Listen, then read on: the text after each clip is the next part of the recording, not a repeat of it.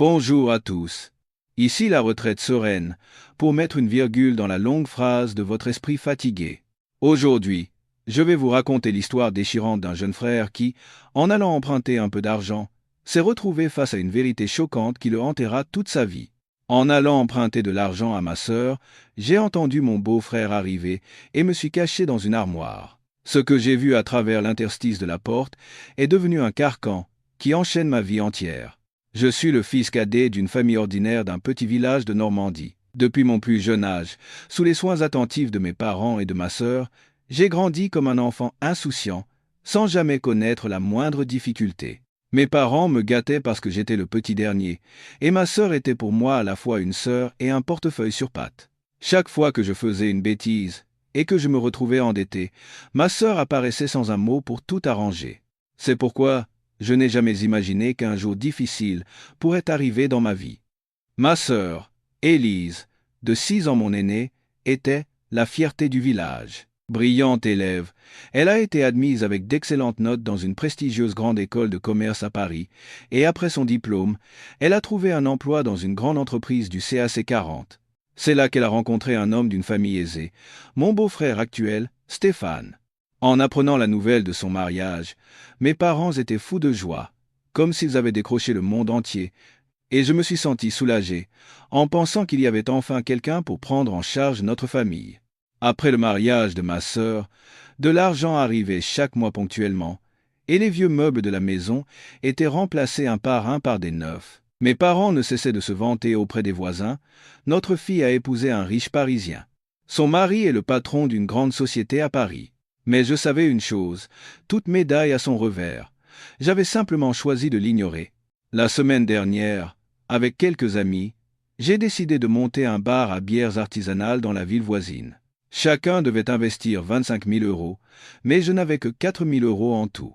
En pensant à ma sœur, je l'ai appelée sans hésiter. « Élise, je voudrais monter une affaire. Tu ne pourrais pas me prêter 25 000 €? » Un silence s'installa au bout du fil. Quelques secondes plus tard, ma sœur répondit « D'accord, mais c'est vraiment la dernière fois. Viens à Paris, je te les donnerai en main propre. » En entendant ces mots, j'étais fou de joie. J'imaginais déjà ma sœur me donnant l'argent, accompagnée comme toujours d'un bon repas et de vêtements neufs.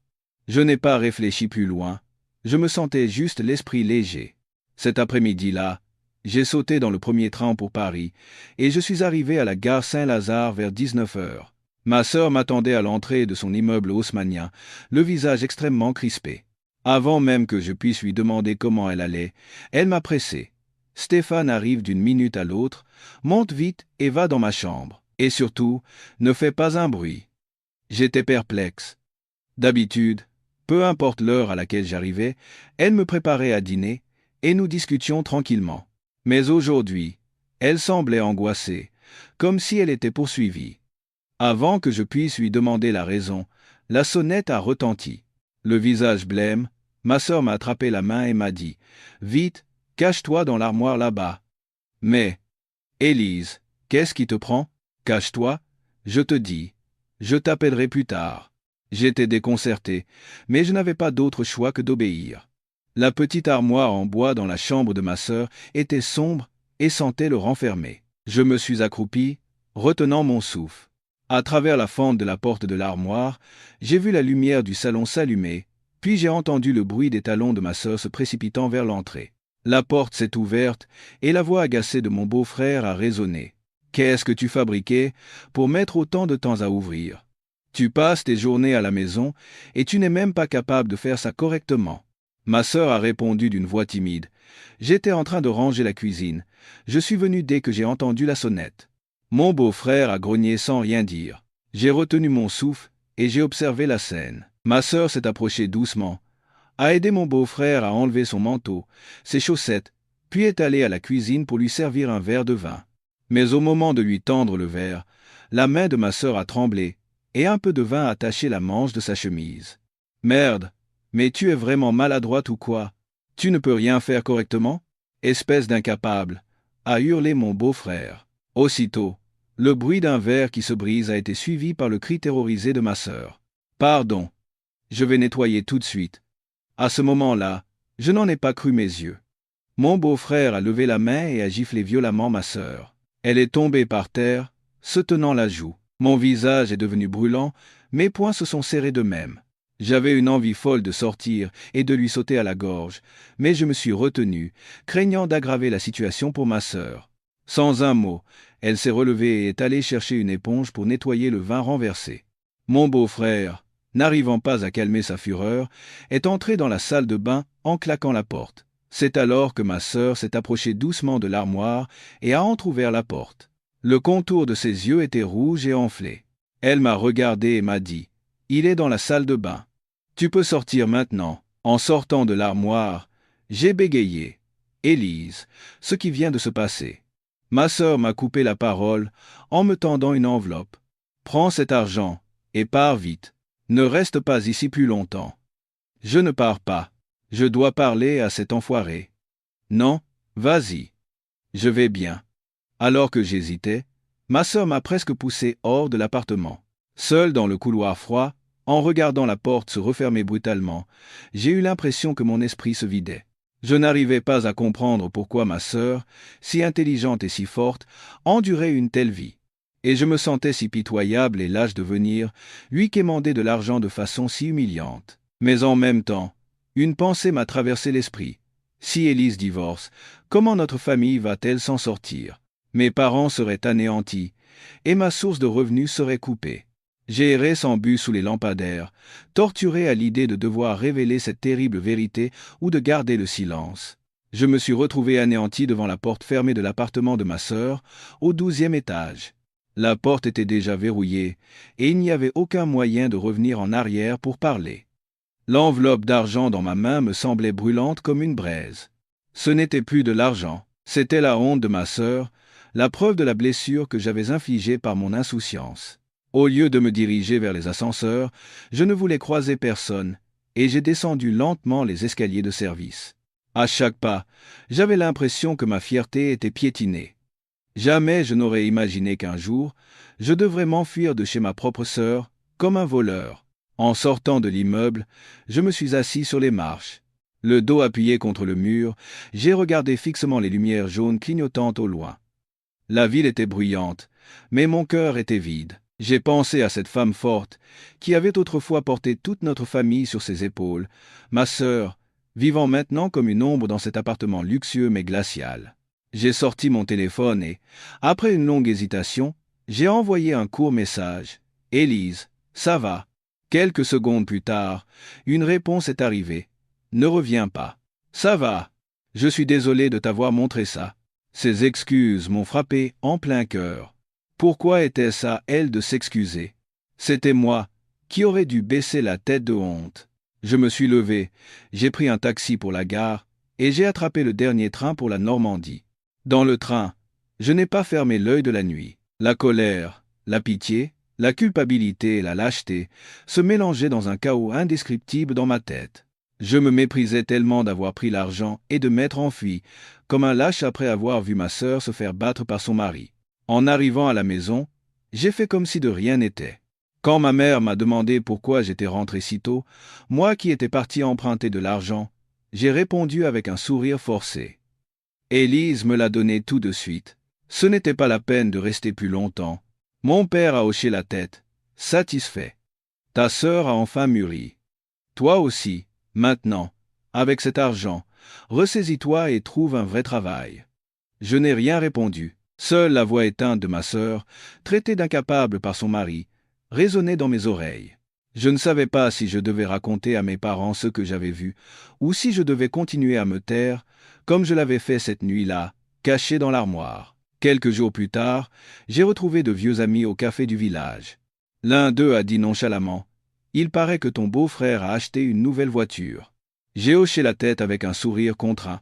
Un autre a ajouté « Vous avez vraiment de la chance. Ta sœur a épousé un type riche. Qu'est-ce que tu vas faire maintenant?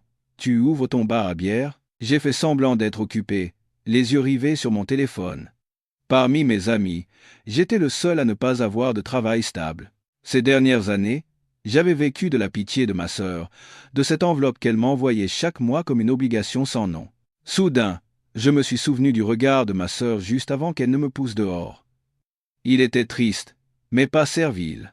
C'était le regard de quelqu'un qui a tenu trop longtemps, qui est à bout de force, mais qui continue de se tenir droit par amour pour les siens. Je me suis demandé combien de temps, encore, ma sœur pourrait tenir. Ce soir-là, j'ai sorti l'enveloppe. À l'intérieur, il y avait exactement 25 000 € et un petit mot griffonné à la hâte: Courage, Julien. Ne vis pas une vie où tu ne peux même pas choisir ce que tu veux, comme ta sœur. En regardant l'écriture tremblante de ma sœur, j'ai commencé à comprendre.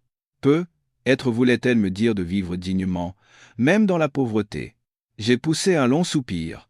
La vie n'était pas aussi simple que je l'avais imaginé. Jusqu'à présent, je pensais qu'il suffisait de vivre confortablement en dépendant de quelqu'un. Mais je voyais maintenant que ma sœur, qui vivait dans la grande et belle maison de son riche mari, vivait aussi une vie de souffrance, comme dans une prison. Alors, à quoi bon une telle opulence? Le lendemain matin, je suis allé voir mon oncle et je lui ai demandé de m'apprendre le métier de menuisier. Autrefois, quand il me l'avait proposé, j'avais prétexté toutes sortes d'excuses par paresse. Mais cette fois, je l'ai regardé droit dans les yeux et j'ai dit: Tonton, je veux apprendre la menuiserie sérieusement, depuis le début. Je suis sincère. Mon oncle m'a observé un long moment, puis a esquissé un léger sourire. Ta sœur t'a coupé les vivres? J'ai rougi, mais j'ai hoché la tête. Oui, maintenant, je veux gagner mon argent par moi-même. Mon oncle m'a ébouriffé les cheveux sans poser plus de questions. Sois à l'atelier demain à 6 heures. Ce n'est pas un métier facile. Je me suis senti le cœur plus léger. Qu'importe de repartir de zéro. Si je n'avais plus à me cacher dans l'ombre, à subir le mépris des autres ou de moi-même, à me terrer dans une armoire, cela me suffisait. Ce soir-là, j'ai envoyé un message à ma sœur. J'ai commencé à apprendre la menuiserie. Je ne veux plus vivre comme avant. Ma sœur a lu le message sans répondre, mais quelques minutes plus tard, elle m'a envoyé un simple emoji cœur rouge. Je savais qu'elle souriait. Dans l'obscurité silencieuse, une lueur commençait à poindre. Ce n'était pas l'enveloppe de 25 000 €, mais un éveil qui commençait doucement en moi. Quand j'étais petit, je pensais que ma sœur était la personne la plus forte du monde.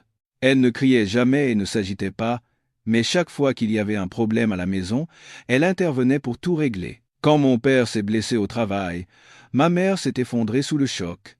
Alors que toute la famille paniquait, la seule personne calme était ma sœur. Élève au lycée à l'époque, elle m'a traîné d'hôpital en hôpital, a emprunté de l'argent et nous a permis de traverser cette période difficile. Depuis son enfance, ma sœur n'avait jamais dit de mal de personne. Brillante à l'école et très affectueuse, tout le monde au village l'adorait. Les gens disaient d'elle qu'elle était la fille la plus gentille, la plus intelligente et la plus droite du coin. Mais je ne savais pas que ce caractère patient serait une arme à double tranchant. À l'époque, j'étais trop jeune pour comprendre quoi que ce soit. Je savais juste qu'elle était partie faire ses études à Paris et qu'après son diplôme, elle travaillait comme comptable dans un cabinet d'audit international. Quand elle revenait au village, elle apportait des cadeaux, des vêtements neufs et des friandises pour les enfants du coin. Tout le monde la couvrait d'éloges. Puis un jour, elle a ramené un homme grand, élégant, qui conduisait une grosse berline allemande. Mes parents étaient ravis, comme s'ils avaient trouvé une pépite d'or. Mon père disait: voilà comment doit être une fille. Si elle se marie, c'est avec quelqu'un de bien, pour être tranquille et soulager la famille. Ce jour-là, ma sœur est restée silencieuse, se contentant de manger. Elle ne souriait pas comme d'habitude, quand je lui ai demandé discrètement: tu l'aimes, ce type? Elle m'a caressé les cheveux en guise de réponse avant de monter dans sa chambre. Quelques mois plus tard, un grand mariage a eu lieu. Les invités du marié, venus de Paris dans de nombreuses voitures de luxe, ont suscité l'envie de tous. Ma mère n'arrêtait pas de répéter: dans tout le village, nous sommes les seuls à avoir marié notre fille dans une si bonne famille. Moi aussi, j'étais fier que ma sœur épouse un homme riche. Mais un an après le mariage, quand ma sœur est revenue pour la Toussaint, j'ai réalisé que son regard avait changé.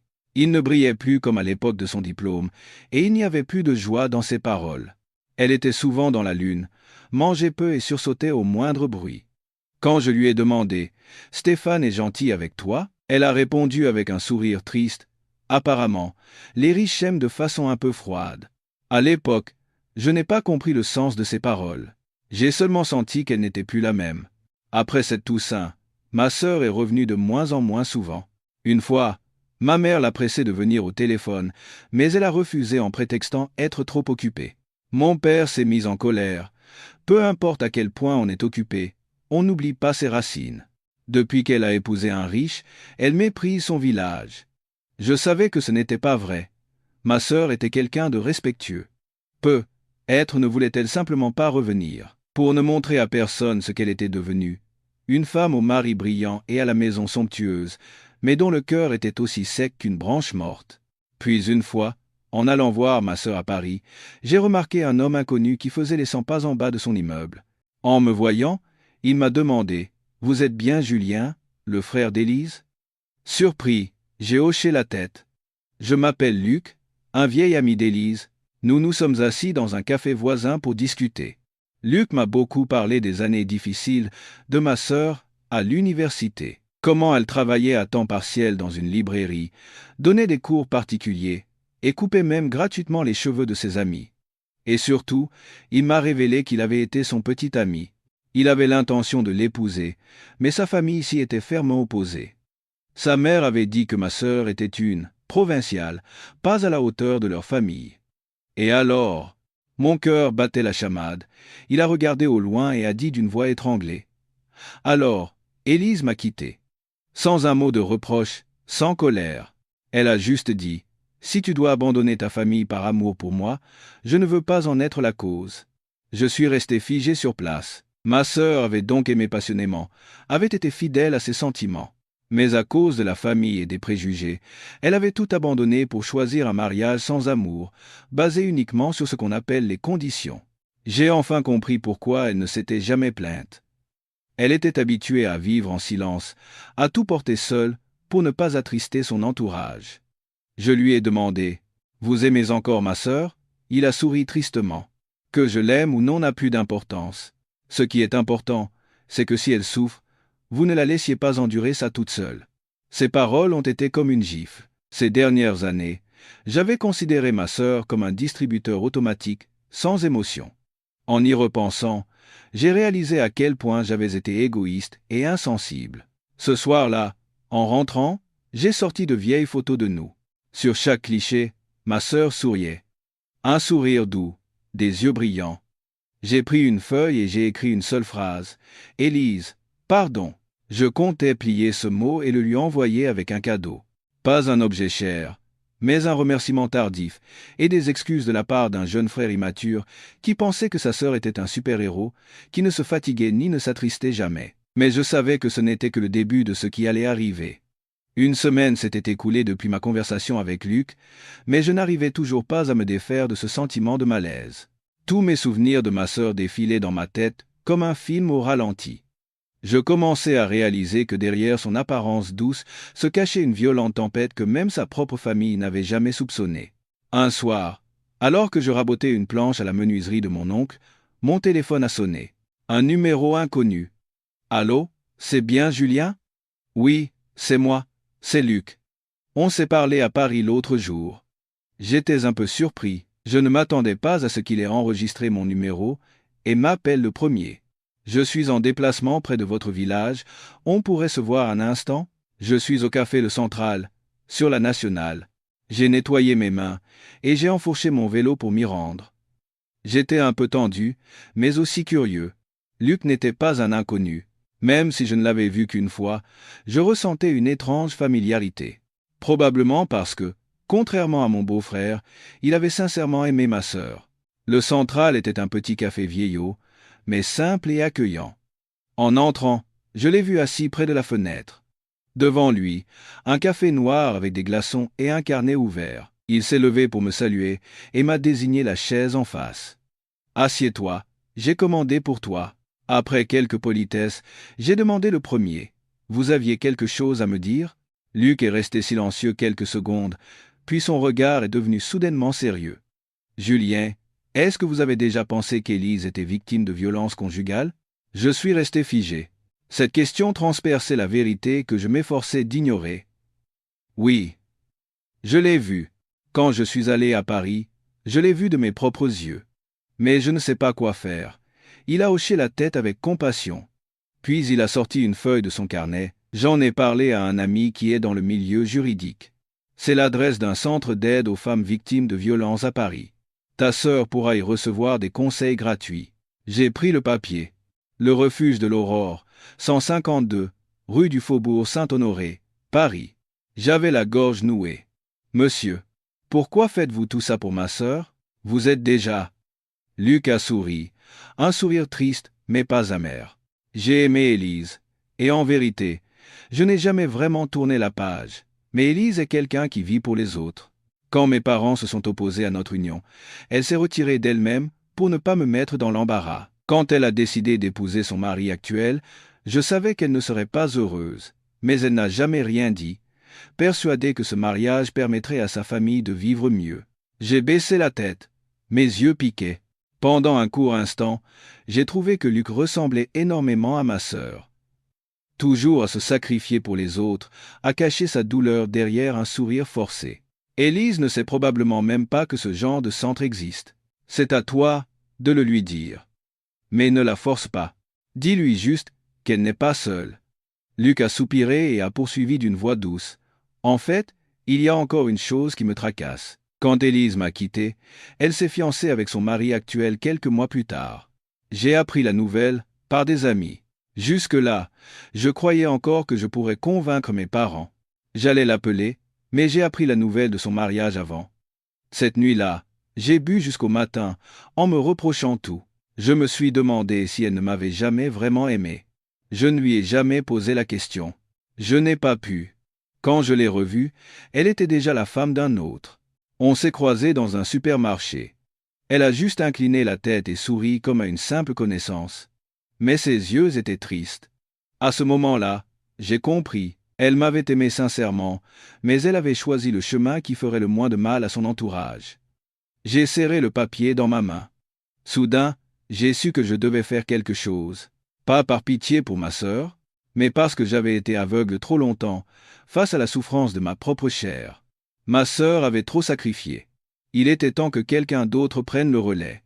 Sur le chemin du retour, je me suis arrêté au petit photographe du village pour faire réimprimer une vieille photo. Une photo de ma sœur et moi, quand j'avais 10 ans. Sur la photo, ma sœur portait une chemise blanche, les cheveux sagement attachés, et me tenait la main. Elle souriait d'un éclat aussi éblouissant que le soleil du début de l'été. Au dos de la photo, j'ai écrit en lettres soignées. Si un jour tu as l'impression de ne plus être toi-même, souviens-toi de la personne courageuse et magnifique que tu as été. J'ai emballé la photo avec soin. J'ai glissé le papier avec l'adresse du centre d'aide dans une enveloppe et je l'ai envoyé à ma sœur par la poste. Sans nom d'expéditeur, juste 2 mots au dos de l'enveloppe, ton frère. Je ne savais pas comment ma sœur réagirait, mais j'y croyais.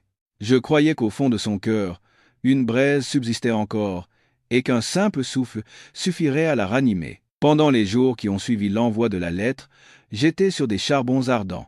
Je ne savais pas si ma sœur avait reçu la lettre, si elle l'avait lue, ce qu'elle en pensait. J'étais trop habitué à la voir se taire, même dans les moments les plus douloureux. Cette patience était à la fois sa force et son carcan. Ce matin-là, alors que je sciais du bois à la menuiserie, mon téléphone a sonné. Un indicatif de la région parisienne. Allô? Un silence de quelques secondes, puis une voix familière mais contenue. Julien, c'est ta sœur. J'ai failli laisser tomber mon téléphone. Ma sœur, qui m'appelait. Élise, ça va? J'ai bégayé, décontenancé. C'est toi qui as envoyé la lettre, n'est-ce pas? J'ai dégluti, et j'ai répondu avec précaution. Oui, désolé de ne pas t'avoir prévenu. Ma sœur est restée silencieuse un instant, puis a soupiré. La photo que tu as envoyée. J'avais oublié qu'elle existait. En me voyant sur cette photo, j'ai l'impression de voir une autre personne. Est-ce que je souriais si joyeusement avant? J'avais la gorge serrée. Je voulais dire quelque chose, mais je ne trouvais pas les mots pour la réconforter sans la faire pleurer. Et cette adresse a poursuivi ma sœur. Je n'y suis pas encore allé, mais je l'ai enregistrée dans mon téléphone. J'ai mordu mes lèvres. C'était déjà suffisant. Un grand pas en avant. Ma sœur a marqué une pause, puis a dit « Julien, si un jour je veux partir, est-ce que tu m'accueilleras ?» J'ai hoché la tête, sachant qu'elle ne pouvait pas me voir. « N'importe quand, Élise. Tu n'as qu'à venir. La porte de la maison sera toujours ouverte. et la mienne aussi. Pour la première fois, j'ai entendu faiblement les sanglots de ma sœur à travers le téléphone. Puis, sans un mot de plus, elle a raccroché. Je suis resté assis, abasourdi, dans l'atelier poussiéreux. Mon esprit était un tourbillon de pensées. Ce soir-là, je suis allé sur les réseaux sociaux de ma sœur. Je n'y étais pas allé depuis longtemps, car elle ne publiait presque jamais. Son fil d'actualité était principalement rempli de photos de cuisine, de recettes ou de son fils, mon neveu Léo, qui allait à la maternelle. En faisant défiler ces photos, j'ai découvert un nouvel album, mis à jour la veille. Il n'y avait qu'une seule photo, sans description. La photo montrait ma sœur de dos, dans sa cuisine. Une faible lumière du soleil entrait par la fenêtre, éclairant son dos maigre. Ses cheveux étaient attachés en un chignon haut, son dos légèrement voûté, et ses mains faisaient la vaisselle. Et sur le rebord de la fenêtre, il y avait une vieille photo, celle que je lui avais envoyée. En zoomant sur la photo, j'ai remarqué un cadre brisé, accroché sur un mur. C'était la photo de mariage de ma sœur et de son mari. Le verre était fissuré et la photo décolorée, mais ma sœur ne l'avait ni enlevée ni remplacée. Je ne savais pas si je devais me réjouir ou m'inquiéter. Peut-être était-ce le signe qu'elle avait atteint la limite de sa patience. 2 jours plus tard, j'ai reçu un appel vidéo sur WhatsApp d'un compte inconnu. J'ai appuyé sur le bouton sans réfléchir. Le visage de ma sœur, sans maquillage, est apparu à l'écran. Ses yeux étaient légèrement gonflés, mais son regard était plus clair que jamais. « Julien, j'ai quelque chose à te montrer. » Ma sœur a tourné la caméra vers la table. Sur la table, il y avait un téléphone, et un fichier audio de 23 minutes était en cours de lecture. La voix de mon beau-frère était clairement audible. « Pour qui tu te prends pour me répondre comme ça?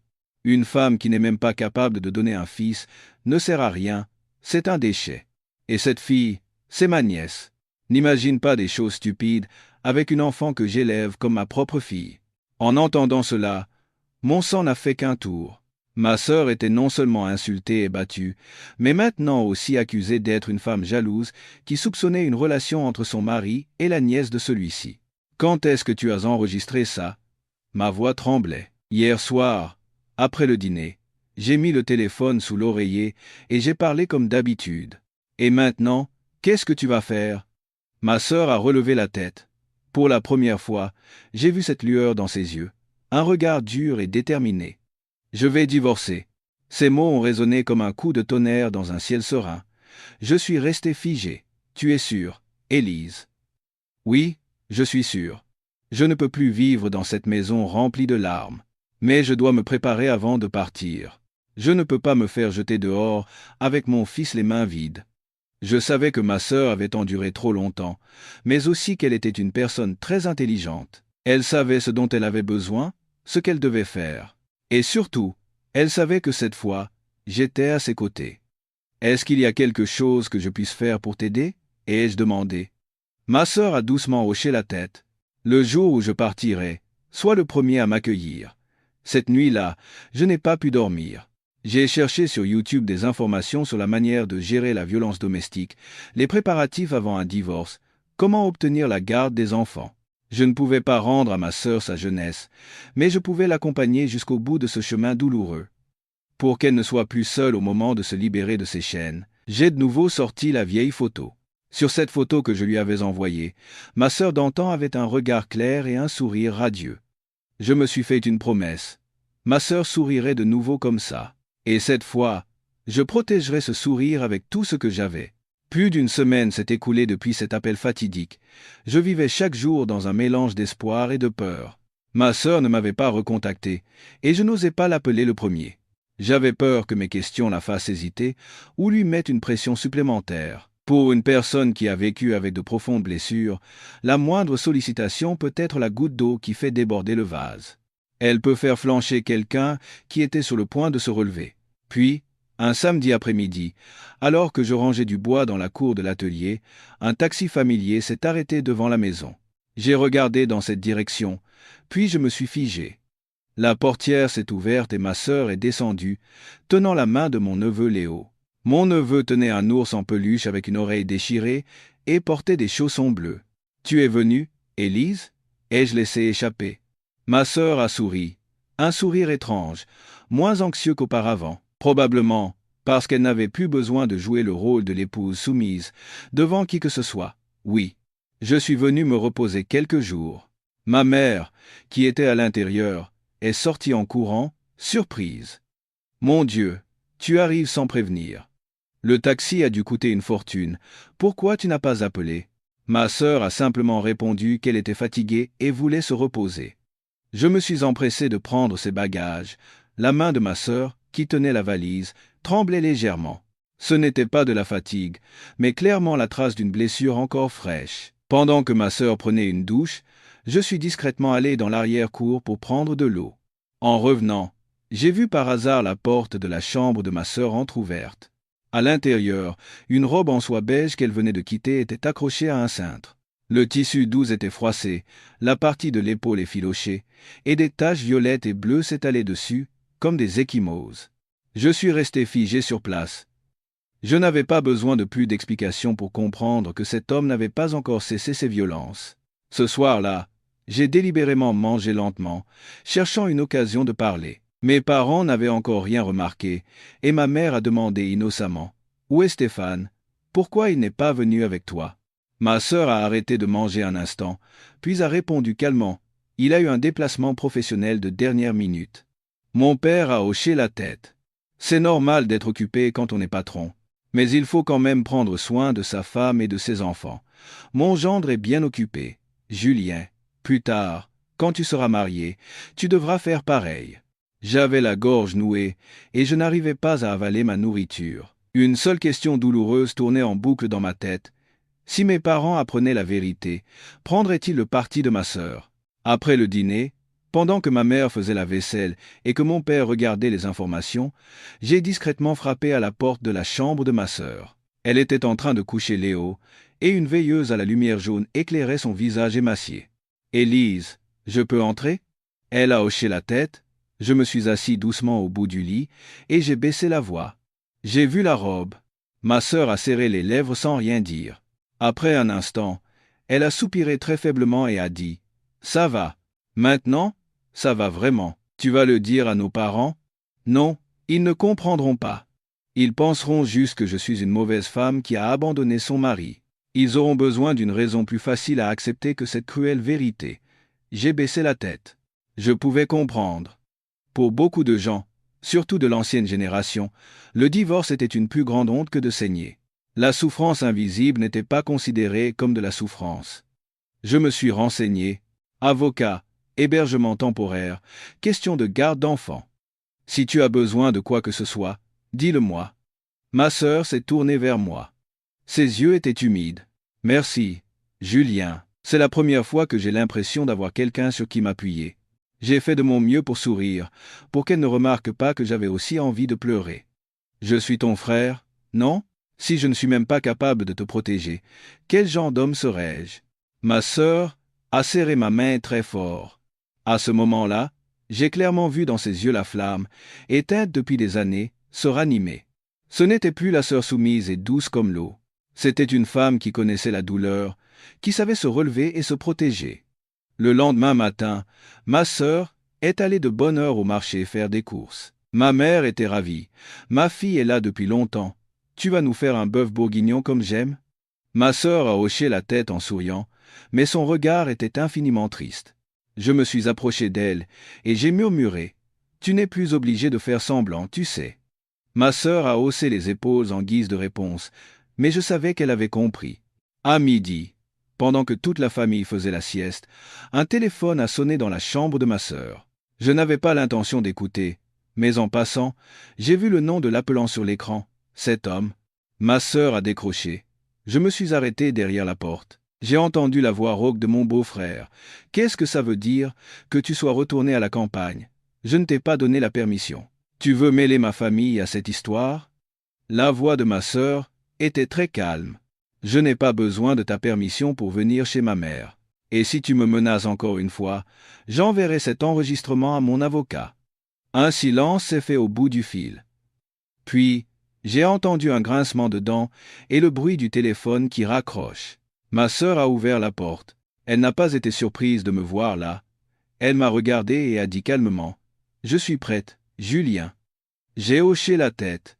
Mon cœur battait la chamade. Je savais qu'un nouveau chapitre de la vie de ma sœur allait commencer, et que cette fois, elle ne marcherait plus seule. Après le retour de ma sœur, l'ambiance à la maison est devenue plus douce, mais en même temps, une tension inquiétante flottait, comme des braises sur le point de s'éteindre. Mes parents pensaient toujours qu'elle était venue pour quelques jours de vacances. Ma mère se vantait auprès des voisins que sa fille était revenue de Paris, avec des cadeaux et de l'argent, et mon père tripotait fièrement la montre que ma sœur lui avait offerte. J'étais le seul à savoir que ce retour n'était ni par nostalgie ni par oisiveté. Ma sœur planifiait d'abandonner son ancienne vie, une vie dorée mais rouillée, comme une cage qui l'étouffait. Ce soir-là, toute la famille s'est couchée tôt. Je me tournais et me retournais dans mon lit, incapable de dormir. Le chant des grillons se mêlait à la respiration douce de mon neveu Léo, qui dormait dans le lit d'à côté.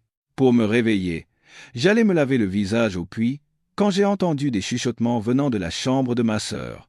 Le mur entre nos deux chambres était une fine cloison de bois, et il y avait une petite fissure que je connaissais depuis l'enfance. J'ai collé mon oreille au mur. J'ai entendu la voix de ma sœur, enrouée par les larmes. Est-ce que je pourrais recommencer? Après un instant, la voix d'une autre femme a répondu, probablement une amie. Tu dois recommencer, ma chérie. Pas parce que tu es faible, mais parce que tu mérites de vivre autrement. Mais si je divorce, que vont penser mes parents, ma famille? Ils vont tous m'accuser de ne pas avoir su préserver mon bonheur. Mieux vaut être blâmé et vivre, comme tu l'entends, que de passer ta vie la tête baissée dans les larmes. Tu ne peux pas continuer à te sacrifier, en espérant que les autres le remarquent. Si tu continues à te taire, personne ne saura jamais. La voix de ma sœur tremblait. Je sais, mais mes parents, toi et Léo. Vous me préoccupez tous, autant que tu tiens à eux, tu dois d'abord tenir à toi-même. Tu n'es pas une machine à faire de l'argent, ni une armure pour la famille. Tu es une personne, une femme. Tu mérites d'être aimée. Je me suis retourné et je me suis assis par terre, sur le sol froid. Un goût amer m'est monté à la bouche. Pendant toutes ces années, ma sœur n'avait jamais vécu pour elle-même. J'étais fier de cette sœur intelligente, mariée à un homme riche, qui vivait à Paris et envoyait de l'argent ponctuellement comme un distributeur automatique vivant. Mais jamais, pas une seule fois, je ne lui avais demandé « Es-tu heureuse, Élise ?» Le lendemain matin, j'ai prétexté aller cueillir des légumes au potager pour sortir discrètement. En réalité, j'avais beaucoup de choses en tête. Je voulais lui demander clairement ce que je pouvais faire pour l'aider, mais je ne savais pas comment aborder le sujet sans qu'elle se sente accablée ou prise en pitié. Au moment où le soleil se levait juste au-dessus du bosquet de bambous, j'ai vu ma sœur sortir dans la cour avec Léo dans les bras. L'enfant, habitué à vivre dans un appartement climatisé, courait dans la cour ensoleillée et riait aux éclats, les pieds couverts de terre. Ma sœur le regardait avec une douceur infinie. Je me suis approché et j'ai dit « J'ai entendu ». Ma sœur s'est retournée, surprise. La conversation téléphonique d'hier soir. Après un moment de silence, ma sœur a doucement hoché la tête. « Qu'est-ce que tu en penses ?» J'ai pris une profonde inspiration. Je pense que tu dois partir. Pas parce que tu es faible, mais parce que tu as été trop forte, trop longtemps, dans le silence. Ma sœur a éclaté de rire. C'était la première fois depuis des années que j'entendais son rire sans larmes. Elle m'a pris la main et m'a fait asseoir sur le muret où nous mangions des glaces quand nous étions enfants. Tu as vraiment grandi, Julien. Il le fallait bien. Il était temps que je grandisse. J'ai souri en baissant la tête. Pardonne-moi, Élise. Ces dernières années, j'ai été tellement immature. Ma sœur a serré ma main, aussi doucement que le vent. Je ne t'en ai jamais voulu. J'avais juste peur qu'un jour, toi aussi, tu finisses par croire que le sacrifice est un devoir et que tu vives une vie de résignation silencieuse. Ces paroles m'ont transpercé le cœur comme des aiguilles. Je vais partir, Julien, mais je ne vais pas m'enfuir. Je vais divorcer dignement, obtenir la garde de mon fils et recommencer ma vie ici, dans notre village. Ici? Ma sœur a hoché la tête. Oui, il y a nos parents, il y a toi. C'est un endroit simple, mais sincère. Soudain, j'ai eu envie de la prendre dans mes bras, comme elle l'avait fait quand j'étais revenu en pleurant, après m'être fait battre par un ami d'enfance. Cet après-midi-là, ma sœur est allée au marché avec Léo. J'ai discrètement appelé son ancien petit ami, Luc, monsieur, Ma sœur a pris sa décision. Merci de votre aide. Luc a répondu d'une voix basse. Élise mérite mieux. Et vous, Julien, vous êtes un très bon frère. Ne la laissez plus jamais seule. J'ai serré mon téléphone. Jamais. Maintenant, je serai à ses côtés. J'ai regardé le ciel. Le soleil s'estompait derrière le bosquet de bambous. Le vent du soir effleurait mes yeux, apportant l'odeur de la terre. Je me sentais étrangement serein. Être parce que lorsqu'une femme décide de se relever de ses blessures, ce n'est plus une fuite, mais le début d'une vie plus brillante et plus forte. Et je savais que, tout comme ma sœur avait été à mes côtés pendant toute mon enfance, j'allais maintenant être son compagnon de route. Après le déjeuner, j'ai vu ma sœur étendre des couvertures dans la cour. Elle disait vouloir nettoyer la chambre pour que le lit soit propre pour que Léo puisse jouer. Mais je savais qu'elle cherchait son propre espace pour se préparer à la plus grande décision de sa vie. Une préparation pour se défaire d'une vie d'humiliation qui durait depuis des années. Ma mère, pensant que ma sœur allait rester longtemps, a sorti avec enthousiasme même les couettes d'hiver. Va m'acheter de la peinture. Pendant que ta sœur est là, on va au moins lui repeindre sa chambre pour qu'elle soit plus claire. J'ai souri amèrement. Ma mère ne savait absolument pas que chaque brique, chaque cintre de cette maison allait bientôt être témoin d'un nouveau départ. Ce n'était pas un retour, mais une renaissance. Cette nuit-là, alors que toute la famille dormait, j'ai été réveillé par un léger bruit venant de la chambre de ma sœur. En écartant le rideau, j'ai tendu l'oreille et j'ai entendu un bruit prudent, comme si elle sortait quelque chose de sous son lit. Quand j'ai frappé à la porte, ma sœur a ouvert. Elle tenait une vieille boîte en bois, la même boîte qu'elle avait emportée quand elle s'était mariée. Je m'en souvenais très bien. À l'époque, elle l'appelait ça, boîte à souvenirs, et disait qu'elle contenait de petits objets de ses années d'étudiante. Assieds-toi, m'a-t-elle demandé doucement. J'ai entendu du bruit, je me suis dit que tu avais peut-être besoin de quelque chose, ai-je dit en souriant. Ma sœur s'est assise par terre, la boîte sur ses genoux. Viens t'asseoir, Julien, je veux te montrer quelque chose.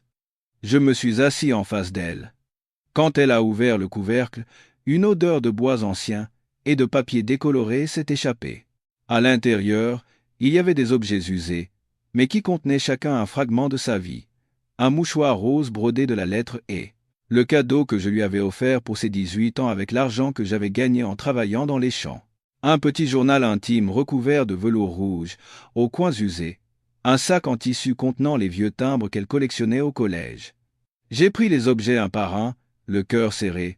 Ma sœur a ouvert le journal et s'est arrêtée à une page. D'une écriture douce, il était écrit « Le jour de mon mariage ». Je n'ai ni pleuré ni ri. Je ne sais pas si c'est le bonheur, mais je sais que toute ma famille souhaite mon bonheur. Alors, je ferai de mon mieux pour bien vivre. Ma sœur m'a tendu le journal. J'ai lu quelques lignes de plus. Mon cœur s'est alourdi. Premier jour, chez mes beaux-parents. Tout est étranger. Ma belle-mère m'a toisé de haut en bas sans même me saluer. Mon mari m'a dit de m'adapter. Je me suis senti soudainement seul. J'ai tourné quelques pages de plus. Une page était tachée de traces de gouttes séchées. Impossible de savoir si c'était de la pluie ou des larmes. Le jour où il m'a frappé pour la première fois. Je suis resté paralysé. Il s'est excusé. Il a dit que c'était à cause du stress au travail. J'ai pardonné, parce que j'avais un enfant, une famille, une réputation à tenir. Mais, quelque chose en moi est mort. Je ne pouvais plus lire. J'ai posé le journal et j'ai relevé la tête. Les yeux de ma sœur étaient également rouges et injectés de sang. Pourquoi tu gardes encore ça? Pour me souvenir que j'ai vécu, que j'ai aimé, que j'ai cru, et pour me jurer de ne plus jamais y retourner. J'ai serré la main de ma sœur. Moi aussi. Je ne te laisserai jamais faire un pas en arrière. Ma sœur a doucement hoché la tête en serrant les lèvres.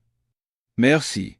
Sans toi, je penserais probablement encore que je suis obligé de vivre comme ça. Je suis resté figé. Pendant des années, j'avais vécu égoïstement. J'avais laissé ma sœur se débrouiller seule, je ne faisais que tendre la main pour demander de l'argent, sans jamais lui poser la question « Es-tu heureuse ?» Peut-être que je n'osais pas demander, de peur d'entendre la réponse. Ma sœur a remis la boîte dans sa valise. Elle ne l'a plus cachée sous son lit. Maintenant, elle n'avait plus rien à cacher. « Julien, je te demande franchement, Si je dépose les papiers du divorce, est-ce que mes parents me détesteront? Je l'ai regardé sérieusement. Au début, peut-être, mais ils finiront par comprendre. Tu n'abandonnes pas ton mari, tu te sauves toi-même. Ma sœur a souri, un sourire fragile mais digne. Alors j'irai. Quand? Ai-je demandé. Dans une semaine, quand tous les papiers seront prêts. J'ai hoché la tête. Mon cœur était également prêt.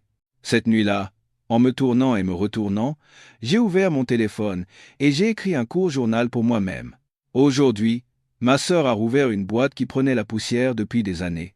À l'intérieur, il y avait des souvenirs, de la douleur et une partie de sa jeunesse piétinée. Mais je crois qu'elle a refermé le passé pour ouvrir un nouveau chapitre. Et ce jeune frère égoïste et insensible sera désormais celui qui la soutiendra dans ce voyage.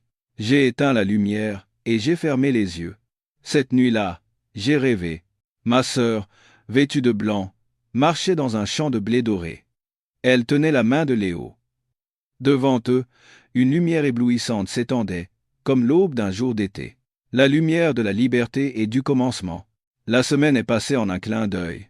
Chaque jour, ma sœur se levait tôt, s'occupait de Léo, allait au marché, discutait joyeusement avec ma mère et cuisinait. Personne à la maison ne savait qu'elle préparait silencieusement sa séparation. Ce n'était pas une fuite, mais un plan pour reprendre sa vie en main. Je continuais de travailler à la menuiserie, mais mon téléphone était toujours à portée de main. Mon cœur était en feu. Rien que de penser à affronter ce beau-frère qui avait battu et traité ma sœur comme une bonne à rien, mon sang bouillait. Samedi midi, alors que toute la famille préparait le repas, ma sœur a reçu un appel. Sur l'écran, il était simplement écrit « Cet homme ». Ma sœur a regardé l'écran un instant, puis a décroché et est sortie dans la cour. Je l'ai suivie discrètement et je me suis caché derrière le mur de la cuisine. Ma sœur se tenait droite à côté du bananier et a dit d'une voix froide « Je ne reviendrai pas, fais ce que tu veux. Mais si tu viens encore une fois faire un scandale chez mes parents, je rendrai public l'enregistrement et ma plainte. » Ce n'est pas une menace, c'est une notification. Ma sœur a raccroché. Le contour de ses yeux était rouge. Je me suis approché et j'ai posé ma main sur son épaule. Je vais parler à cet enfoiré. Non, Julien. Non, tu t'es tu trop longtemps. C'est mon tour maintenant. Ce soir-là, j'ai envoyé un message directement à mon beau-frère. C'est le frère d'Élise. Venez me voir demain à la campagne. Si vous êtes encore un homme, ne vous dérobez pas. Moins de 10 minutes plus tard, une réponse est arrivée. J'y serai demain. Où est-ce qu'on se voit? J'ai envoyé l'adresse d'un endroit calme et discret à la sortie du village. Puis, je me suis couché, mais je n'ai pas dormi de la nuit. Le lendemain matin, je me suis levé tôt, j'ai sauté le petit déjeuner, j'ai mis une chemise blanche propre et une casquette de baseball. En quittant la maison, j'ai ouvert la porte de la chambre de ma sœur et j'ai dit doucement « Je vais juste discuter. Je ne me battrai pas, mais s'il dit un mot de travers, je ne me laisserai pas faire. » Ma sœur regardait fixement la cour, puis a hoché la tête. Je n'ai pas posé plus de questions et je suis sorti, animé d'une détermination que je n'avais jamais ressentie de ma vie. À 8 heures du matin, je suis arrivé au café. Mon beau-frère est arrivé 10 minutes plus tard. Toujours aussi impeccable, chemise grise, chaussures brillantes, et ce même regard froid et familier. Mais étrangement, aujourd'hui, il était seul, sans chauffeur ni voiture. Je me suis redressé, et j'ai attendu qu'il vienne à ma table. Mon beau-frère a tiré une chaise et s'est assis en face. Sans même me saluer, il a dit avec un sourire narquois « Pourquoi tu voulais me voir ?» Mon petit beau-frère a bien grandi, on dirait. J'ai essayé de garder mon calme. Je voulais parler franchement du problème de ma sœur. Élise a dû te raconter des salades. Elle n'a pas eu besoin. J'ai vu de mes propres yeux que vous la frappiez. Et j'ai aussi entendu l'enregistrement où vous l'insultez et la menacez. Il a éclaté de rire. Ah, c'était donc ça. Les femmes, il suffit de leur dire quelques mots de travers pour qu'elles crient à la violence. Tu es encore bien jeune, toi. J'ai serré les poings sous la table, mais ma voix est restée calme. Ma sœur n'est plus votre marionnette. Elle va divorcer, et au tribunal, je serai le premier à ses côtés.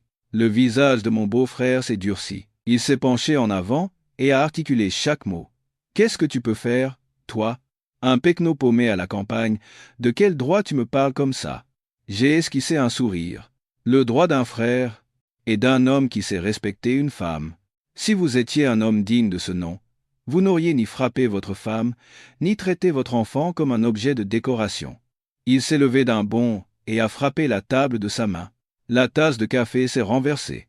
Je te préviens, si tu te mêles encore une fois de nos affaires de famille, je ne te raterai pas. Je me suis levé aussi.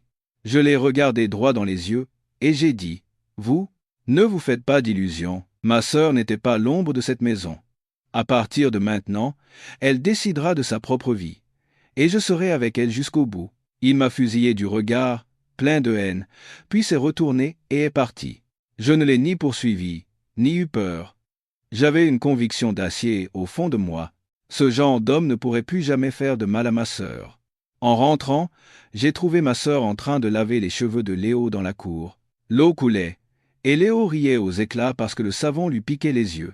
Ma sœur a relevé la tête et m'a regardé. Sans rien demander, elle a simplement hoché la tête. Je savais qu'elle avait compris. L'affrontement était terminé, et elle n'était plus seule. Ce soir-là, pendant que toute la famille dînait, ma sœur a posé ses baguettes et a regardé mes parents. J'ai quelque chose à vous dire. J'ai décidé de divorcer. La table s'est instantanément figée. Ma mère a laissé tomber ses baguettes, les yeux écarquillés. Quoi? Le visage de mon père s'est durci. Tu es devenue folle? Ce matin encore, tu allais bien, et maintenant tu parles de divorce? Est-ce qu'on t'a maltraité là-bas? Ma sœur a regardé mes parents et a dit d'une voix basse, mais ferme, je ne suis pas folle, je viens de retrouver la raison. J'ai vécu trop longtemps pour les autres. Maintenant, je veux vivre pour moi et pour mon fils. Ma mère a fondu en larmes. Mais que vont dire les gens du village et l'honneur de notre famille? J'ai posé mon bol. Papa, maman, le bonheur de votre fille est plus important que ce que disent les gens. Ma sœur a assez souffert. Il faut la laisser vivre dignement maintenant. La maison a de nouveau sombré dans le silence. Ma sœur avait la tête baissée, les mains serrées. Mais je savais qu'elle était plus forte que jamais. Dehors, la première pluie de la saison commençait à tomber doucement. La pluie lavait la poussière et les longues années de souffrance. Je croyais que cette pluie était le prélude à un nouveau soleil. Ce soir-là, après que ma sœur eut annoncé son divorce à mes parents, un lourd silence s'est abattu sur la maison. Ma mère a passé la nuit à se tourner et se retourner, essuyant discrètement ses larmes, tandis que mon père fumait cigarette sur cigarette dans la cour, sans un mot. Ma sœur et moi, l'un soulagé, l'autre le cœur lourd, savions tous deux que la tempête n'était pas encore passée. Le lendemain matin, ma sœur est partie récupérer ses derniers papiers chez ses beaux-parents. Elle a dit qu'elle serait de retour en une demi-journée, sans plus de détails. J'ai voulu l'accompagner, mais elle m'a retenu. Reste avec maman. J'irai seul. J'ai eu un mauvais pressentiment, une prémonition que quelque chose de terrible allait se produire, quelque chose que personne ne voudrait croire. À 10 heures, alors que je ponçais une table en bois à l'atelier, mon téléphone a sonné. C'était le numéro de ma sœur. Allô, Élise? Tu es déjà sur le chemin du retour. Au bout du fil, la voix paniquée et effrayée d'une femme inconnue. Vous êtes de la famille d'Élise? Elle est tombée dans les escaliers. Elle est aux urgences de l'hôpital départemental. Je suis sa voisine. Je l'ai trouvée évanouie, et je l'ai amenée. Mes mains tremblaient au point de laisser tomber le téléphone. Ma sœur, qu'est-ce qu'elle a? Ai-je crié. On ne sait pas encore. Les médecins l'examinent. Il faut que vous veniez vite. J'ai couru à la maison comme un fou en criant « Maman, maman, Élise a eu un accident. » Ma mère, qui étendait le linge dans la cour, a laissé tomber sa bassine et s'est effondrée, les jambes flageolantes. Nous nous sommes précipités à l'hôpital en scooter. Pendant tout le trajet, j'ai appelé ma sœur, mais personne ne répondait. Mon esprit était vide, mon cœur battait à tout rompre. En arrivant à l'hôpital, ma sœur avait déjà été emmenée aux urgences. Au-dessus de la porte fermée, une lumière rouge clignotait, comme un couteau qui me transperçait le cœur. Ma mère s'est assise sur un banc de pierre, le visage dans les mains, sanglotant. J'ai cherché un médecin. Peu après, un homme d'âge mûr en blouse blanche est sorti, l'air grave. Les proches de Madame Élise Dubois? C'est nous. Sa mère est là aussi. La patiente est hors de danger pour l'instant. Mais j'ai quelque chose à vous annoncer. Je lui ai attrapé le bras. Quoi? Votre sœur était enceinte d'environ 10 semaines. Le choc violent a provoqué une fausse couche. Ma mère a poussé un cri. J'ai eu l'impression qu'on m'avait frappé en plein cœur. Enceinte? Oui. Il est possible qu'elle ne le savait pas elle-même. Nous l'avons découvert lors des examens. Je suis vraiment désolé. Le médecin a baissé la tête et est retourné aux urgences. Je suis resté là, paralysé. Tout autour de moi est devenu flou. Ma sœur était enceinte. Au moment où elle allait mettre fin à ce mariage infernal, elle portait une petite vie en elle. Et maintenant, cet enfant n'était plus. Environ 1 heure plus tard, ma sœur a été transférée dans une chambre. De l'extérieur, je l'ai regardée, allongée sur le lit blanc.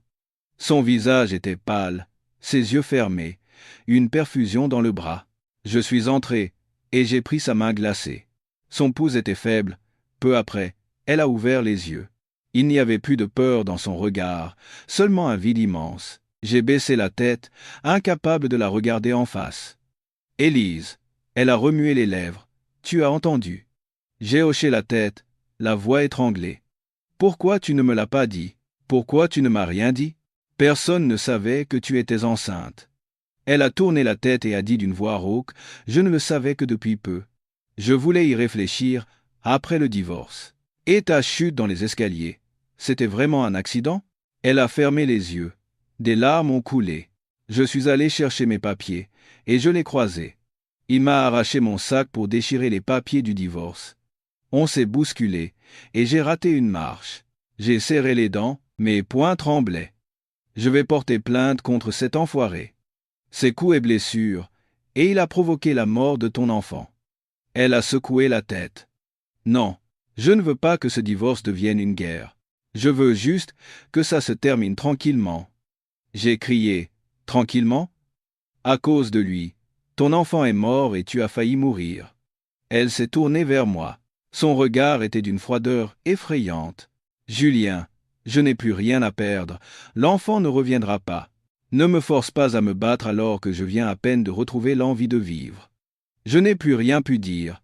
J'avais la gorge nouée. Je suis resté assis à côté d'elle, lui tenant la main, et je me suis juré intérieurement. Tu as perdu ton enfant, mais tu m'as encore. Je te protégerai pour le reste de ma vie.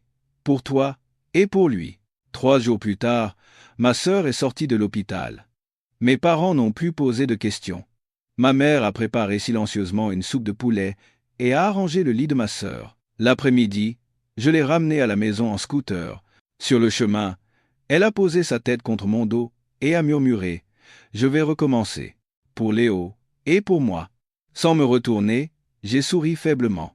Il était temps pour ma sœur de retrouver tout ce qu'elle avait perdu. Devant nous, une petite route de campagne s'étendait, baignée de soleil et embaumant l'odeur des champs. Plus de klaxons, plus de mépris, plus de paroles blessantes prononcées les dents serrées. Seulement une femme, ma sœur, qui, après avoir perdu la chose la plus précieuse, allait enfin commencer à vivre. Après cet accident tragique, l'attitude de notre famille a complètement changé. Plus personne ne considérait le divorce comme une honte. Ma mère préparait en silence des plats revigorants et, le soir, elle venait masser les mains et les pieds de ma sœur, comme quand elle était enfant.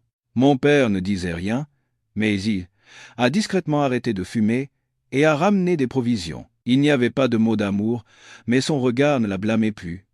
Et moi, depuis cette nuit passée à l'hôpital, je n'étais plus le jeune frère immature. Je me levais tôt pour aller à la menuiserie de mon oncle, apprendre un métier difficile et m'efforcer de gagner plus d'argent. Pas pour prouver quelque chose, mais pour montrer à ma sœur qu'elle pouvait maintenant s'appuyer sur moi. Un matin, ma sœur m'a appelé dans l'arrière-cour. Son regard était moins triste, mais toujours vide. « Julien, j'ai besoin de ton aide. » J'ai hoché la tête sans réfléchir. Je ferai n'importe quoi. Elle m'a tendu une enveloppe de documents. À l'intérieur, il y avait un titre de propriété, un acte de vente, un contrat de communauté de biens, des relevés de comptes bancaires et une demande de divorce. Va à la poste et envoie ces documents en recommandé avec accusé de réception à ce cabinet d'avocats à Paris. Ce sont des gens de confiance. Ils s'occuperont de toutes les procédures pour moi. J'ai pris l'enveloppe, mes mains tremblaient. Ma sœur, si douce et soumise pendant toutes ces années, était maintenant prête à agir. « Tu n'y vas pas en personne ?» ai-je demandé. « J'irai plus tard, quand je devrai comparaître au tribunal, j'irai moi-même. Mais pour l'instant, je ne veux plus retourner dans cette maison, et je ne veux plus jamais le revoir. » J'ai hoché la tête. Je comprenais qu'elle cherchait à préserver un dernier moment de paix avant de se lancer dans la bataille juridique. Mais cette fois, elle n'était pas seule. « Tu n'as pas peur qu'ils viennent faire un scandale ici ?» J'étais encore inquiet. « Non. » Elle m'a regardé droit dans les yeux. « Je n'ai plus peur. Personne, même pas lui, ne peut plus me faire de mal. » Pour la première fois, j'ai senti que son regard était aussi tranchant qu'une lame, aussi dur que l'acier. La femme qui avait baissé la tête au nom de la paix du foyer se relevait maintenant pour elle-même. En revenant de la poste, je me suis arrêté au vieux photographe du village pour faire imprimer 2 photos. L'une de ma sœur à l'université, jeune et pleine de vie. L'autre, une photo récente d'elle avec Léo, vêtue d'une robe marron, les cheveux sagement attachés, le regard calme et profond. J'ai collé les 2 photos côte à côte et j'ai écrit en dessous.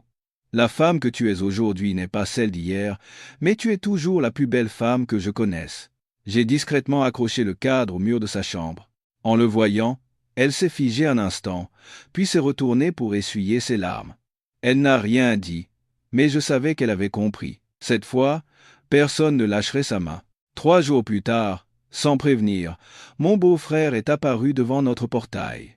J'étais à l'atelier quand ma mère m'a appelé, la voix terrifiée. « Julien, le mari d'Élise est là. Il est devant le portail. » J'ai tout laissé en plan, et j'ai foncé à la maison en scooter. Quand je suis arrivé, il était déjà au milieu de la cour. Les mains dans les poches, comme à son habitude, il a dit d'une voix froide, « Je suis venu chercher ma femme. » Ma sœur se tenait dans la cour, tenant la main de Léo. Elle portait un simple pantalon de travail et n'avait aucun maquillage, mais son attitude était glaciale. « Je ne suis plus ta femme. Tu crois que je vais te laisser partir comme ça ?» a-t-il grogné. « Qu'est-ce que tu peux faire ?» a-t-elle demandé calmement. « Je vais porter plainte pour abandon de domicile et te faire accuser d'avoir enlevé mon fils. J'ai de l'argent et des avocats. » Ma sœur a fait un pas en avant, sans ciller. « Fais ce que tu veux, mais souviens-toi que j'ai aussi des preuves que tu m'as frappé et insulté. J'ai des enregistrements de la façon dont tu as trompé ta famille. Tout sera révélé au tribunal. » Il s'est tu. Pour la première fois, son regard a vacillé, incapable de répliquer.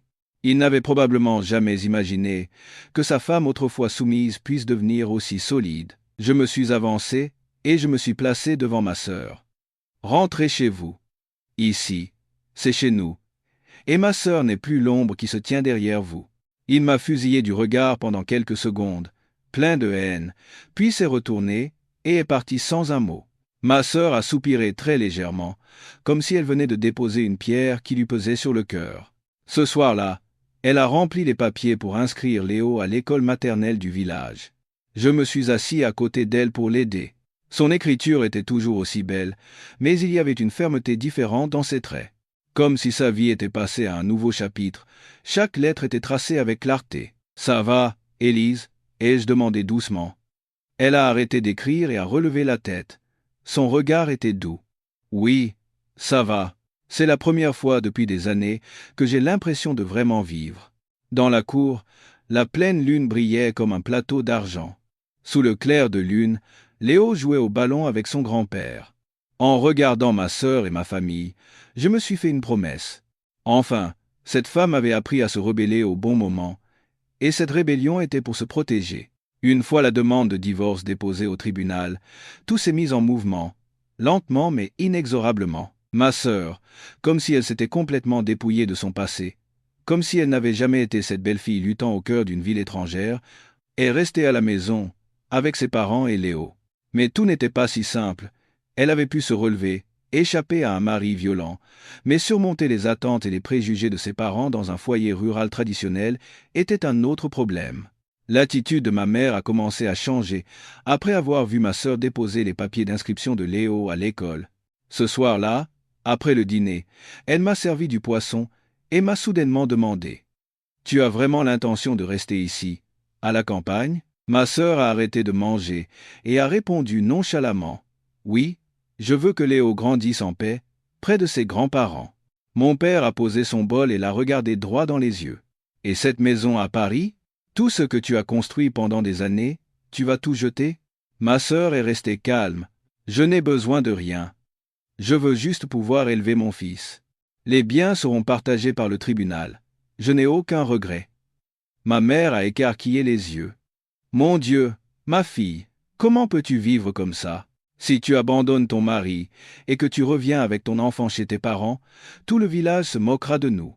Je suis intervenu. Maman, comment peux-tu dire ça? Si ma sœur est revenue, c'est parce qu'elle se faisait battre et qu'elle voulait vivre dignement. C'est à nous de la soutenir. Comment peux-tu la blâmer? Ma mère s'est tournée vers moi. Le contour de ses yeux était rouge. La soutenir, c'est toi qui vas la nourrir toute sa vie? Avec le peu d'argent que tu gagnes, tu parles comme un adulte. Une femme qui a abandonné son mari et son enfant, comment peut-elle vivre tranquillement dans ce village? Ma sœur est restée silencieuse. Elle avait la tête baissée, mais je savais qu'elle serrait les poings. Mon père a grogné. Élise, ton père et moi, on est contre. Si tu as déjà abandonné ton mari, retourne à Paris et débrouille-toi toute seule. Ne mets pas le désordre dans toute la famille. Je ne pouvais plus le supporter. J'ai posé mes baguettes avec force. Papa, maman, vous n'avez pas pensé à tout ce que ma sœur a enduré pendant des années? J'ai vu qu'elle se faisait battre. Elle a même fait une fausse couche. Et vous pouvez encore dire ça? Ma mère a sursauté. Quoi? Ta sœur était enceinte? Je me suis tourné vers ma sœur. C'est alors qu'elle a relevé la tête. Sa voix était faible, mais ferme. J'étais enceinte, et j'ai perdu l'enfant, en me bousculant avec lui dans les escaliers. La petite cuisine est tombée dans un silence de mort. Seul le grincement du ventilateur de plafond se faisait entendre. Ma mère s'est pris le visage dans les mains, et mon père est resté assis, abasourdi. Ma sœur s'est levée et les a regardés. Il n'y avait plus de supplication dans son regard. Je sais que vous êtes contrariés. Moi non plus, je ne veux pas entendre dire que j'ai abandonné mon mari. Mais je ne peux plus vivre comme une ombre. J'ai besoin de liberté. J'ai besoin du droit d'être la mère de Léo, sans trembler de peur chaque nuit. Si vous ne m'acceptez pas, je prendrai une chambre en ville. Mais où que je sois, je divorcerai. La voix de ma sœur a résonné clairement. Chaque mot tombait comme une pierre, et personne n'a plus osé parler. Cette nuit-là, ma sœur s'est endormie en serrant Léo dans ses bras. Je me suis assis dans la cour avec mon père. Il fumait en silence, et seule la braise de sa cigarette brillait dans l'obscurité. Elle a tant souffert que ça? A-t-il demandé. Sa voix était rauque. Oui, elle a beaucoup souffert, mais elle n'en a parlé à personne, et a tout enduré seule. Mon père a hoché la tête. Son regard était perdu au loin. Autrefois, quand je l'ai mariée, je pensais qu'elle vivrait tranquillement toute sa vie. J'ai regardé le dos de mon père vieillissant. Derrière cette force, il y avait un cœur plein de regrets. Papa, il n'est pas trop tard pour que vous la compreniez et la souteniez. Le meilleur moment, c'est maintenant. Mon père a répondu par un long soupir, a écrasé sa cigarette et s'est levé lentement. Demain, je parlerai à ta mère. On ne peut pas la laisser traverser ça toute seule. J'ai souri. Mon cœur s'est allégé comme une brise d'automne. Le lendemain matin, alors que ma sœur étendait le linge dans la cour, ma mère est sortie avec une poignée de riz gluants et l'a mise dans sa main. On mangera un porridge ce soir. Tu aimais tellement ça quand tu étais petite. Ma sœur a relevé la tête et a répondu doucement, oui. Sa voix était étranglée. Ma mère, sans la regarder, a dit, tu peux rester ici. Tant que tu vis bien. Ne t'occupe pas de ce que disent les autres. Ma sœur a baissé la tête et a laissé couler de grosses larmes. Mais cette fois, ce n'étaient pas des larmes de douleur, mais de gratitude. L'après-midi, je suis allé avec ma sœur à la mairie pour faire sa déclaration de changement de domicile. Sur le chemin du retour, elle m'a dit « Tu sais, Julien, je ne me suis jamais senti aussi moi-même qu'aujourd'hui. » Je l'ai ramené en vélo sur le chemin qui longeait les rizières fraîchement moissonnées. L'odeur de la paille emplissait l'air et le vent faisait flotter les pans de sa robe. J'ai relevé la tête et j'ai souri. Tu mérites cette liberté, Élise, et je suis fier d'avoir une sœur aussi courageuse que toi. Devant nous, un paysage de campagne paisible et un nouveau chemin s'étendait. Un chemin qui n'était plus couvert de larmes et de peur. Après que ma sœur eut officiellement obtenu la permission de nos parents de rester, l'atmosphère à la maison s'est progressivement apaisée. Ma mère ne se lamentait plus, et le froncement de sourcils avait disparu du visage de mon père. Ma sœur, comme si elle venait de sortir d'une grande tempête, semblait renaître, le corps encore endolori mais l'esprit vif. Elle souriait plus, dormait plus profondément, et chaque matin, elle préparait le petit déjeuner pour toute la famille. C'était une scène que je n'avais pas vue depuis des années. Je pensais que tout allait progressivement s'arranger. Puis, un matin, alors que je sortais comme d'habitude pour aller à la menuiserie, j'ai trouvé une enveloppe blanche sous ma porte. Dessus, il était écrit en lettres soignées « Pour Julien ». J'ai ouvert l'enveloppe. À l'intérieur, une lettre écrite de la main douce de ma sœur. « Mon cher frère Julien, au moment où tu liras cette lettre, je serai probablement au potager, au marché, ou simplement assis sous le manguier de notre jardin, à regarder Léo jouer. Mais je veux que tu saches une chose. Je sais que tu as beaucoup changé. Le jeune frère paresseux et dépendant est devenu un homme sur qui sa sœur peut compter. Pas seulement moi, mais nos parents le voient aussi chaque jour dans mes yeux. Merci, Julien. Merci de ne pas m'avoir laissé marcher seul dans cette tempête. Merci d'avoir été le premier à te lever pour me défendre. Même si ce n'était que quelques mots, cela m'a suffi pour savoir que je n'étais plus seul. Il y a une chose que je ne t'ai pas dite. La nuit avant ma chute dans les escaliers, j'avais l'intention de tout abandonner. Pas d'abandonner mon mari, mais de m'abandonner moi-même. J'étais si fatigué que je voulais tout laisser tomber. Mais c'est alors que j'ai pensé à toi. À ton regard, ce jour où tu es revenu de Paris, un mélange de choc, de colère et de douleur. Je ne pouvais pas te décevoir. Je ne pouvais pas laisser ce jeune frère, si paresseux mais qui essayait de sortir de son ombre, baisser la tête à cause de sa sœur faible. Alors j'ai vécu, pour me relever, pour emmener Léo à l'école, pour préparer le dîner chaque soir, et pour prouver qu'une femme n'est pas toujours faible, qu'elle manquait juste de quelqu'un pour la soutenir. Julien, une fois le divorce prononcé, je veux tout recommencer. Je n'ai pas besoin de choses luxueuses. Je veux ouvrir un petit restaurant au marché du village. Gagner ma vie simplement, juste assez pour élever mon enfant. Si tu as le temps, pourrais-tu me fabriquer une enseigne? Je voudrais appeler le restaurant le Resto Paisible. Parce que c'est ce que j'ai obtenu en sacrifiant la moitié de ma vie. Avec amour, ta sœur. En lisant la dernière ligne, mes yeux se sont embués. J'ai plié la lettre, je l'ai rangée soigneusement dans un tiroir, et je me suis précipité dans l'arrière-cour. Ma sœur balayait la cour. Le soleil du matin se déversait sur ses cheveux, créant une douce lumière. Je me suis approché, et sans un mot, je l'ai serrée fort dans mes bras. Elle a été surprise. « Qu'est-ce qui te prend ?» J'ai murmuré. « L'enseigne. Je te la fabrique cet après-midi, ma sœur Harry. » Un sourire radieux, sans plus aucune trace de douleur. Léo est sorti en courant de la maison, a serré les jambes de sa mère et nous a regardés en souriant. « Maman, tonton, pourquoi tu serres maman comme ça ?»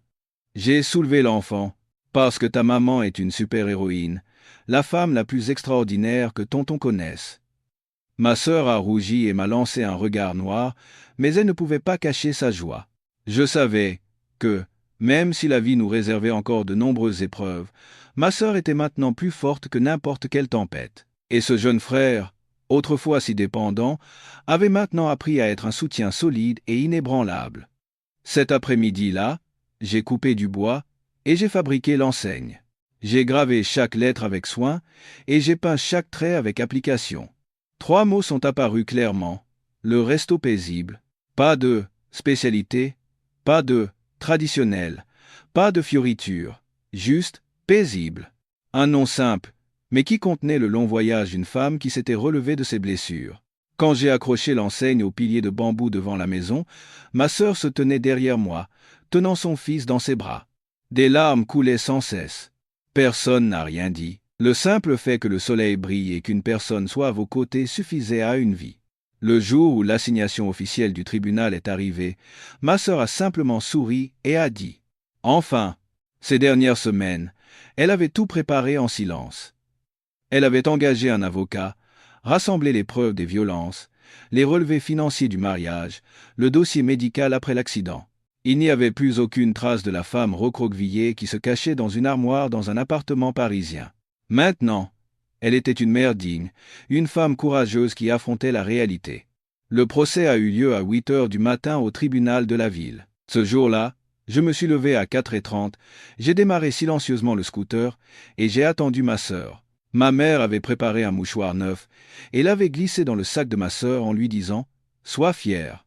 Après tout, tu es une fille de notre village. » Ma sœur a souri et a répondu « Oui, je ne me battrai pas, je ne blâmerai personne. Je vais juste reprendre ma vie. » Sur le chemin du tribunal, je l'ai regardé dans le rétroviseur. Son visage était toujours aussi beau, mais il y avait une autre sorte de dignité, une aura de calme, de maturité et de force. Je ne l'avais jamais trouvée aussi belle.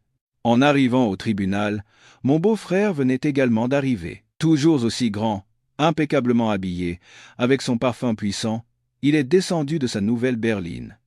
Mais au moment où son regard a croisé celui de ma sœur, il s'est arrêté net. Il n'arrivait probablement pas à croire que la femme qu'il avait tant rabaissée, frappée et méprisée se tenait maintenant devant lui, calme, forte et sans aucune peur. Ma sœur a légèrement incliné la tête en guise de salut, sans sourire. Il a haussé les sourcils avec un air méprisant et a tourné la tête. Le procès a commencé à 8h30. La salle était simple, mais l'air était chargé de tension. Aux questions du juge, ma sœur a répondu clairement. Son avocat a présenté les preuves de violence, les photos des blessures, le dossier médical après l'accident. J'ai vu le visage de mon beau-frère se crisper. Il a dit « Je l'ai réprimandé, mais je ne l'ai jamais frappé intentionnellement. Sa chute est due à sa propre négligence. » Ma sœur est restée calme. « Je ne blâme personne. Je ne fais que présenter les faits. Je ne cherche pas à l'accuser, je veux juste sortir de cette vie commune. » L'avocat de ma sœur a demandé la garde exclusive de l'enfant et le partage des biens, y compris l'appartement en nom commun. Mon beau-frère a immédiatement répliqué. « C'est moi qui ai acheté cet appartement avec mon argent. Cette femme n'a pas mis un centime. » Mais l'avocat a rétorqué. « Avez-vous des preuves ? Légalement, les biens acquis pendant le mariage sont des biens communs. Sauf si vous pouvez prouver un accord préalable contraire. » Son visage est devenu blême et il n'a rien pu répondre.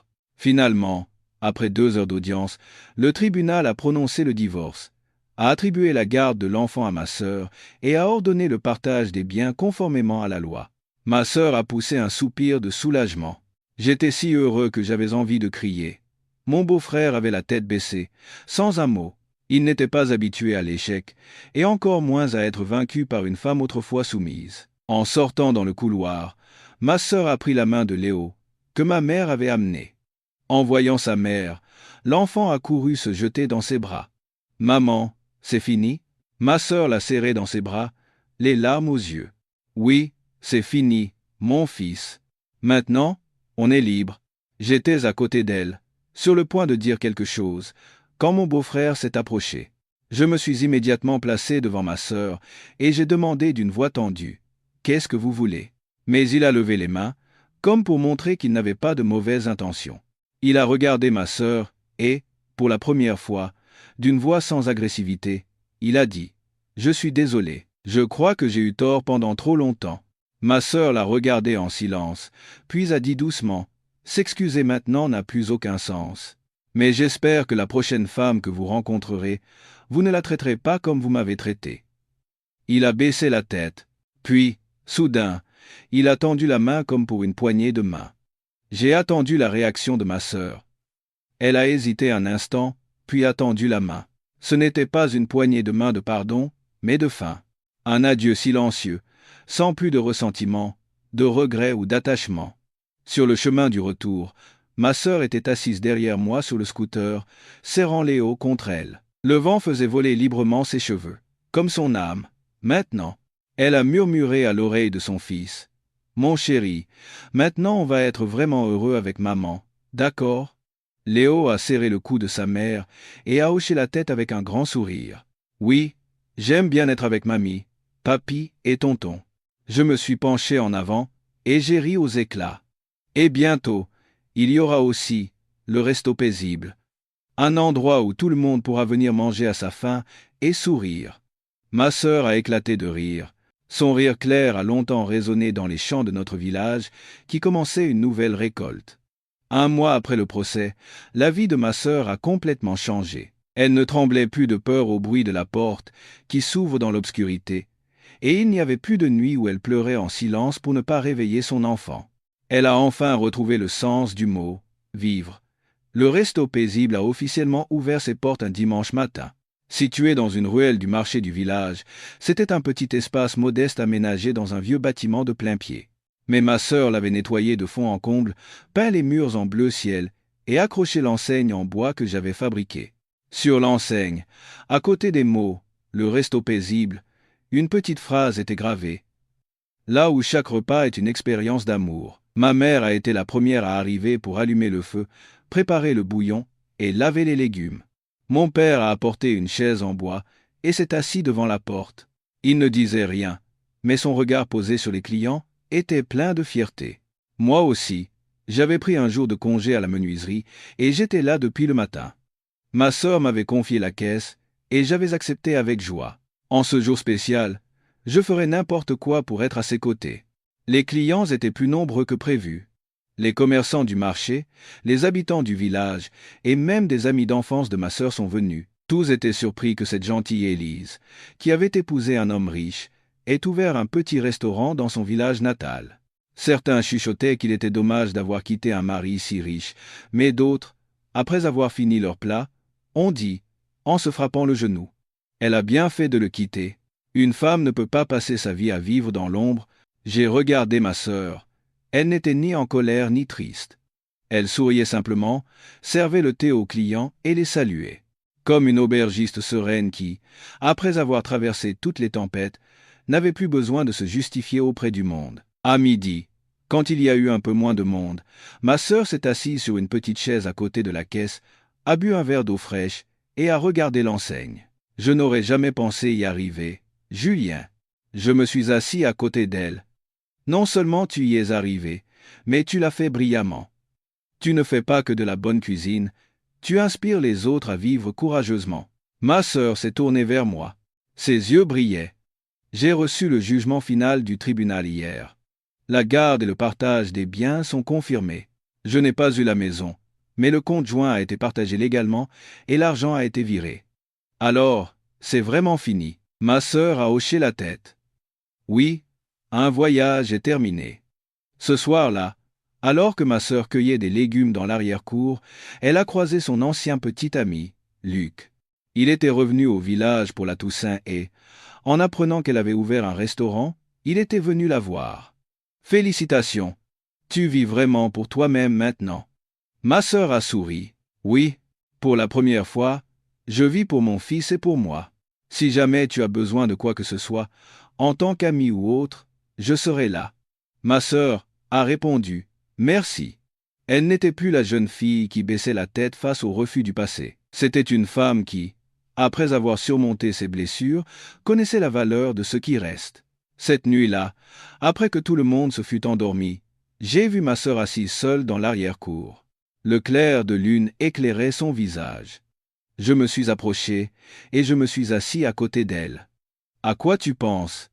Elle a relevé la tête et a souri. « Je pense au jour où tu t'es caché dans l'armoire. » J'ai éclaté de rire. « Ne parle pas de ça, j'ai trop honte. » Elle a secoué la tête. « Non. Sans ce jour-là, je serais encore en train de vivre dans l'obscurité. Merci de t'être bien caché. » Nous nous sommes regardés et nous avons ri. C'était la première fois depuis des années que son rire résonnait pleinement. Un rire ni contenu, ni mêlé de larmes, juste le rire d'une personne vivante, qui respire et qui est elle-même. Dans le ciel, la lune brillait, et le vent apportait le parfum du petit potager. Le parfum d'une paix véritable, ni feinte, ni empruntée. Je savais que, désormais, le voyage de ma sœur ne serait plus solitaire. Et ce jeune frère, autrefois si dépendant, avait maintenant appris à être un soutien solide. Certaines ruptures n'existent pas pour briser, mais pour renaître. Et je crois, ma sœur est renée de la douleur même qu'elle a endurée. Chers auditeurs, les femmes ne sont pas nées pour endurer. Elles ont le droit de vivre en paix, de choisir et d'être heureuses.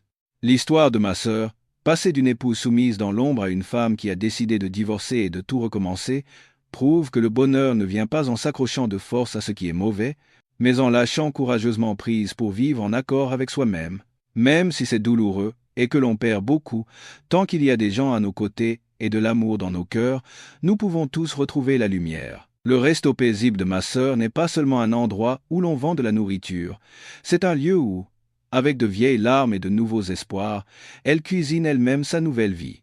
Si vous êtes actuellement dans le désespoir, souvenez-vous, tant que nous sommes en vie, nous pouvons toujours recommencer.